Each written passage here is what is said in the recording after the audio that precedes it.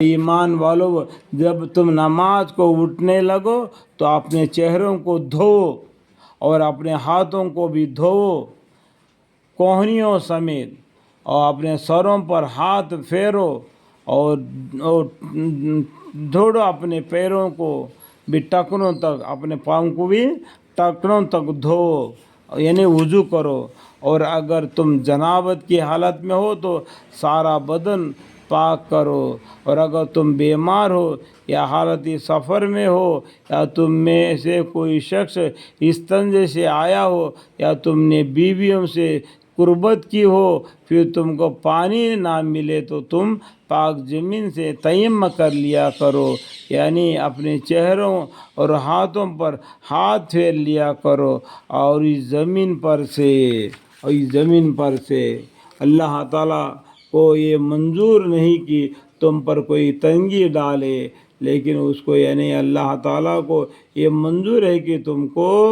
پاک صاف رکھے، اور یہ کہ تم پر اپنا انعام تمام فرمائے تاکہ تم شکر ادا کرو۔ الحمدللہ رب العالمین۔ اور تم لوگ اللہ تعالیٰ کا انعام جو تم پر ہوا ہے یاد کرو، اور اس کے اس عہد کو بھی جس کا تم سے معاہدہ کیا ہے، جب کہ تم نے کہا تھا کہ ہم نے سنا اور مان لیا۔ اللہ تعالیٰ سے ڈرو، بلا شک اللہ تعالیٰ دلوں تک کی باتوں کی پوری خبر رکھتے ہیں۔ ایمان والو، اللہ تعالیٰ کے لیے پوری پابندی کرنے والے، انصاف کے ساتھ شہادت ادا کرنے والے رہو، اور کسی خاص قوم کو عداوت تمہارے لیے اس کا باعث نہ ہو جاوے کہ تم عدل نہ کرو، عدل کیا کرو کہ وہ تقوی سے زیادہ قریب ہے۔ اور اللہ سے ڈرو، بلا شک اللہ تعالیٰ کو تمہارے سب اعمال کی پوری اطلاع ہے۔ اللہ تعالیٰ ایسے لوگوں سے جو ایمان لے آئے اور انہیں اچھے کام کیے وعدہ کیا ہے، ان کے لیے مغفرت اور ثواب عظیم ہے، اور جن لوگوں نے کفر کیا اور ہمارے احکام کو جھوٹا بتلایا، ایسے لوگ دوزخ میں رہنے والے ہیں۔ ایمان والو، اللہ تعالیٰ کے انعام کو یاد کرو جو تم پر ہوا ہے، جبکہ ایک قوم فکر میں تھی کہ تم پر دست درازی کرے، تو اللہ تعالیٰ نے ان کا قابو تم پر نہ چلنے دیا۔ اور اللہ تعالیٰ سے ڈرو، اور اہل ایمان کو حق تعالیٰ ہی پر اعتقاد رکھنا چاہیے۔ اللہ تعالیٰ نے بنی اسرائیل سے عہد لیا تھا، اور ہم نے ان میں سے 12 سردار مقرر کیے۔ اللہ تعالیٰ نے بنی اسرائیل سے بھی عہد لیا تھا، اور ہم نے ان میں سے 12 سردار مقرر کیے، اور اللہ تعالیٰ نے یوں فرما دیا کہ میں تمہارے ساتھ ہوں، اگر تم نماز کی پابندی رکھو گے اور زکوٰۃ ادا کرتے رہو گے، اور میرے سب رسولوں پر ایمان لاتے رہو گے، اور ان کی مدد کرتے رہو گے، اور اللہ تعالیٰ کو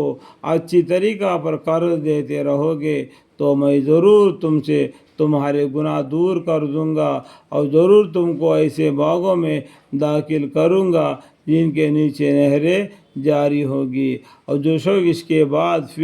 بھی کفر کرے گا تو بے شک وہ راہی راستے سے دور جا پڑا، تو صرف ان کو حد سکنی کی وجہ سے ہم نے ان کو اپنے رحمت سے دور کر دیا، اور ہم نے ان کو قلوب کو سخت کر دیا، یعنی قلوب مطلب کہ دل کو سخت کر دیا، اور لوگ کلام کے اس کے موقع سے بدلتے ہیں، اور وہ لوگ جو کچھ ان کو نصیحت کی گئی تھی اس میں سے ایک بڑا حصہ فوت کر بیٹھے۔ فوت مطلب کیا کہ فوت کر بیٹھے، اور آپ کو آئے دن نہ کسی نئی خیانات کی اطلاع ہوتی رہتی ہے جو ان سے صادق ہوتی ہے، بجائے ان میں کہ معدود چند شخصوں کے، سو آپ ان کو معاف کیجئے اور ان سے درگزار کیجئے۔ بلا شک اللہ تعالیٰ خوش معاملہ لوگوں سے محبت کرتا ہے، اور جو لوگ کہتے ہیں کہ ہم نے نصرائی ہے، ہم نے ان سے بھی ان کا عہد لیا تھا، سو وہاں بھی جو کچھ ان کو نصیحت کی گئی اس میں سے اپنا ایک بڑا حصہ فوت کر بیٹھے، تو ہم نے ان میں باہم قیامت تک کے لیے بغض و عداوت ڈال دیا، اور ان کو اللہ تعالیٰ ان کا کیا ہوا